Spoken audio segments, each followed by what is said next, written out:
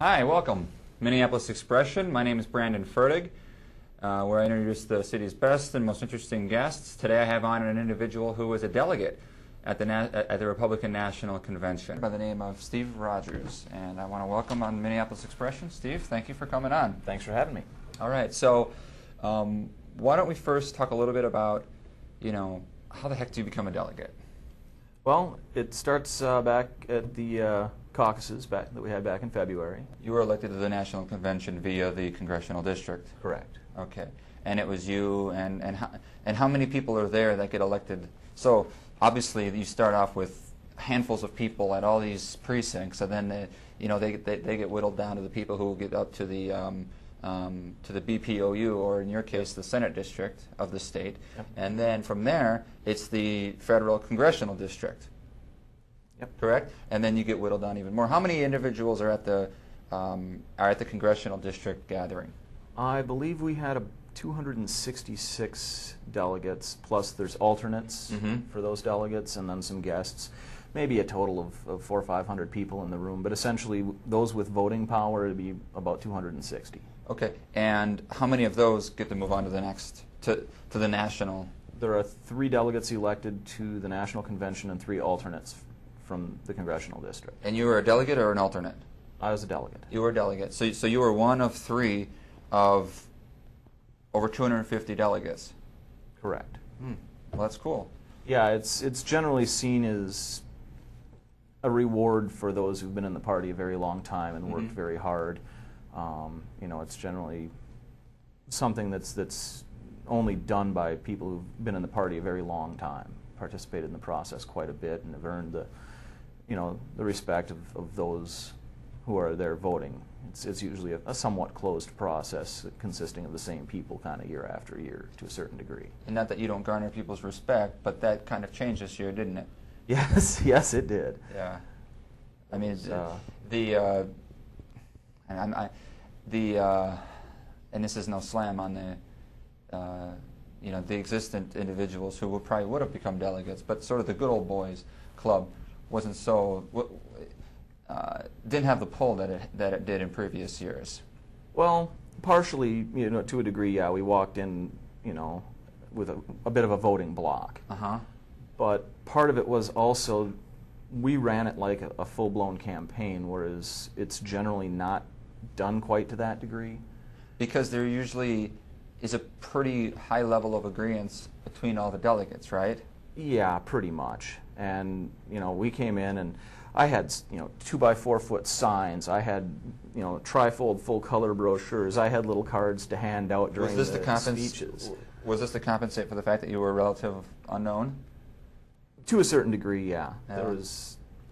We had no idea, a lot of us, what we were getting into, and we just figured pull out all the stops. It can't hurt. So we ran a full-blown campaign. I walked the halls all morning introducing myself and asking people to vote for me. How do you feel about doing that? It was an interesting experience. I'm not honestly much for sales. Yeah. I mean, are you an extrovert? Do you enjoy that kind of?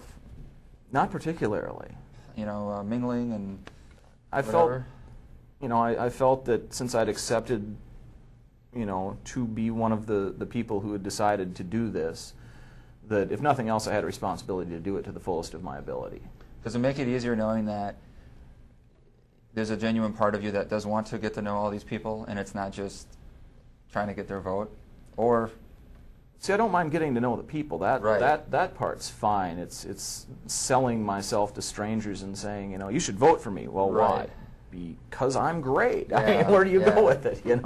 I mean, that's and when you're in a room full of similar party people, there is kind of that, right? I mean, you're all supposedly similar in your political ideologies, so to a certain you're really degree. trying to vote for your friends, right? I mean, the people you like. I mean, that's probably more of a trait for a delegate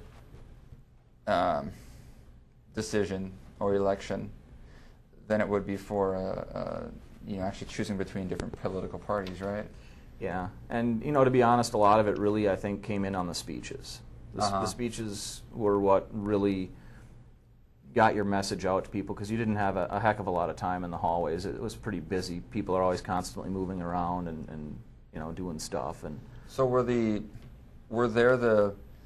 people that may have been a bit surprised by the fact that a newcomer got to become a delegate to the National Convention? Well, we did a little bit more than that. We actually took all 3 delegates and both of the alternates that were elected that day. Now, if we took one, that would be called breaking the party slate, because they had their group of people that you were supposed to vote for, and they had some small signs up, and that was the group of traditional Republicans that the established, that if you were a long-term caucus attendee, this is who you would vote for. And you weren't on that list. Oh no, because you were a new kid on the block, and they figured he's got to sit on the bench like we had to, or whatever. Well, right? and to a certain degree, there was also, we had 6 different people running for president this year. Yeah. Initially, and certain people didn't like certain other people to varying degrees. So there's some people who just flat out have animosity with you because of your candidate. There are people who feel that, well, I kind of like his guy, but he's still young. I mean, there was a wide scope of reasons someone might or might not vote for you. But to walk in and actually take an entire congressional district, to my knowledge, has never been done before. Well, have you? Was it water under the bridge after the election was done? Because within the congressional district, most of the people there were fine. Even the heads, the GOP heads of the congressional district, were interested pretty much in a fair process, and they let it happen organically. They didn't try to pull any little shenanigans. And it was completely legit. It was completely fair. I mean, they were actually upset that we didn't get to elect a 3rd alternate, because they voted to adjourn rather than elect the 3rd alternate due to time constraints. And one of them actually was lamenting that he wanted to see his congressional district fully represented at the National Convention. So there was no political shenanigans. It was an organic process. I don't think they expected us to do as well as we did. I think we all took somewhere in about the 140 vote total range. And the head of the congressional district, to my knowledge, I believe got somewhere around 74. So we really... And he was one running as well. Yes. The head of the congressional district was one of the party regulars. Yeah. And you sort of came in and... Now, to his credit, he was so busy running a convention he didn't have time to campaign. Right. So that, I'm sure, weighed in on it. It's not that people, didn't like him anymore. He's actually a heck of a nice guy for the most part. And this year, because of the field of Republicans, there being no incumbent and there being no VP running, it was wide open. And because of there being so many different candidates for that Republican presidential nomination, that brought on a lot of citizens who were all interested in the different. Yeah, I don't know if it was a record year as far as caucus turnouts went, but my average, I'm told, for my 6x7 block precinct is somewhere in the neighborhood of 4 or 5. Yeah. And we had 35 turnout, and it was so crowded that a number of them just left before we commenced voting. It was just too crowded, and they just, I gotta go. Now, before you said the word "we," like we came in and we took 5 of 6 spots, or we took all 3 of the delegates. What do you mean when you say we? I was a delegate for Ron Paul. Okay. And basically we organized amongst ourselves to be more effective in voting power. And of the, you mentioned there being about, Giuliani, Huckabee, Thompson, and whoever, there being a good half dozen or so. It is known, of course, by now within the political circles that Ron Paul was the most, isolated of the 6 or so, because he was the most to the one side or the other, right, on the issues. Yeah. So his followers were kind of also treated as such, right? Yeah, it was one of those, you loved us or you hated us. There wasn't a lot of middle ground. A lot of people misunderstood, where he was on a lot of issues, or misunderstood why we were doing what we were doing.